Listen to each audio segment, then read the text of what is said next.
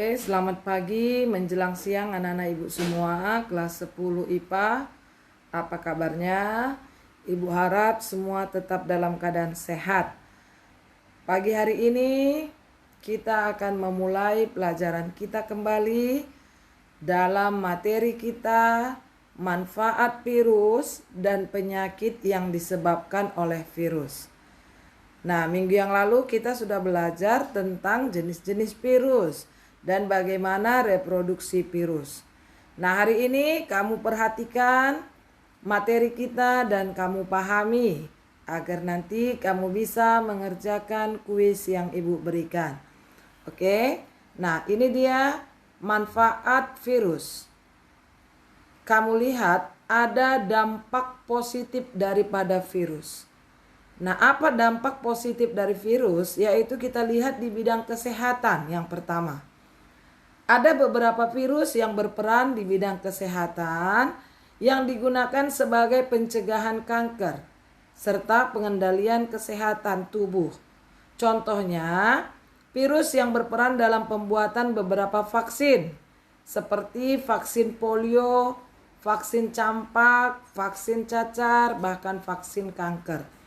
Nah, vaksin ini diberikan kepada kamu pada saat kamu masih balita, yaitu bayi di bawah 5 tahun. Nah, vaksin itu artinya virus yang sudah dilemahkan. Itulah yang disuntikkan ke dalam tubuh kita. Sehingga apabila datang penyakit campak, polio, cacar, bahkan kanker, kalau kita sudah divaksin, maka tubuh kita akan memiliki antibodi yang lebih kuat. Nah, ada juga beberapa virus yang berperan dalam melakukan pengendalian terhadap beberapa sel kanker yang akan dibunuh dengan menggunakan sel killing. Efek virus secara langsung dibanding menggunakan sistem imun. Jadi dia menggunakan sel killing efek virus. Ya. Nah, ada disebut dengan virus directed enzyme prodrug therapy yang merupakan sebuah terapi virus di mana sel yang menjadi target dimasukkan enzim dan dapat mengaktifkan dan menonaktifkan prekursor maupun sitosik yang tersusun secara sistematis, yaitu membuat antitoksin, bahan pembuatan insulin. Nah, insulin ini adalah yang digunakan untuk menetralisir kadar gula di dalam tubuh. Jadi ada orang yang kena diabetes mellitus, maka dia akan disuntikkan insulin. Nah, selanjutnya ada disebut dengan Bacteriopex. Telah berhasil menyembuhkan penyakit tipus pada ayam dan disentri pada ayam. Nah, pada tahun 1921, Bacteriopex ini digunakan untuk melawan virus Staphylococcus yang menyerang kulit. Nah, itu di bidang kesehatan. Yang kedua, di bidang pertanian, manfaat virus dapat dilihat dari penggunaan organisme biologis dalam mengendalikan kerusakan oleh hama atau yang biasa disebut dengan pengendalian biologis.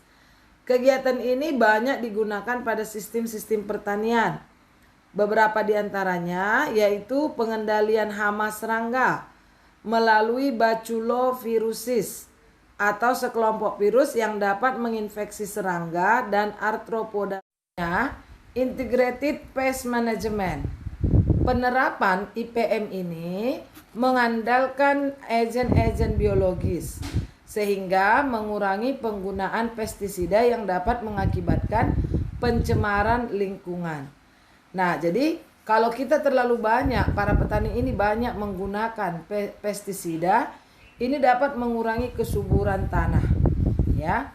Nah, itu di bidang pertanian. Yang ketiga, manfaat virus di bidang sains atau ilmu pengetahuan.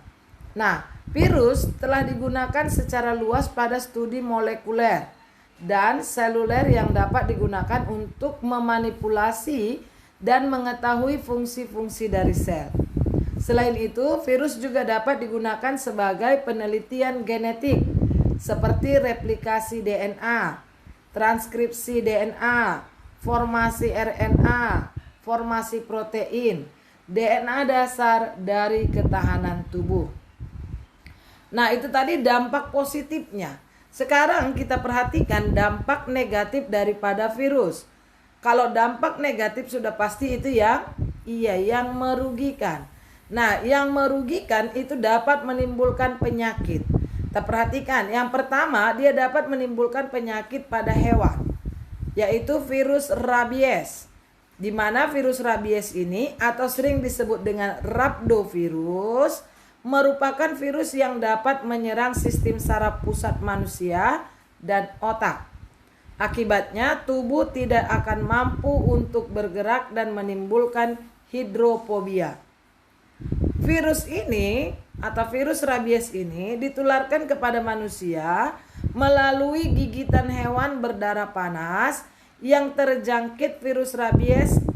Contoh misalnya gigitan anjing, kera, kelelawar. Ya. Nah, oleh karena itu ada baiknya untuk selalu berhati-hati dengan hewan liar dan hewan peliharaan ini. Dan disarankan kalau kamu punya hewan peliharaan ini agar melakukan vaksinasi. Ya, sehingga dia terhindar dari virus rabies. Nah, selain itu ada juga yang namanya virus avian influenza tipe A atau disebut dengan virus H5N1 yang sempat terkenal di Indonesia karena penyebarannya wabahnya pada saat itu, yaitu virus flu burung, ya. Nah, virus ini rupanya menyerang hewan unggas seperti burung dan ayam. Hal berbahaya ialah virus ini mampu menularkan kepada manusia. Nah, virus influenza tipe A ini dapat menyebabkan epidemik pada hewan yang disebut dengan epizootik dan berbagai spesies hewan dalam cakupan wilayah yang luas disebut dengan panzootik, sehingga mampu menularkan cukup banyak hewan dalam satu wilayah. Nah, gejala penyakit virus ini berupa gangguan pada pernapasan, muntah, diare, dan gejala flu pada umumnya.